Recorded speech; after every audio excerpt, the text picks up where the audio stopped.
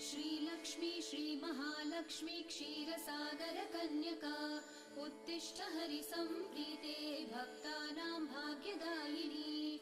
श्रीलक्ष्मी श्रीमहालक्ष्मी क्षीरसागर कन्यका उत्तिष्ठ हरिसम्प्रीते भक्तानां भाग्यदायिनी।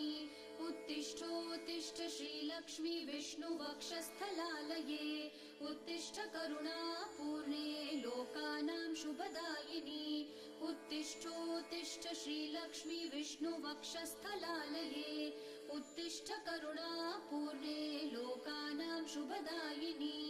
श्रीपद्ममध्यवसिते वरपद्मनेत्रे श्रीपद्महस्तचिरपूजित पद्मपादे श्रीपद्मजात जननी शुभपद्मवक्त्रे श्रीलक्ष्मी भक्तवरदे तव सुप्रभातम्।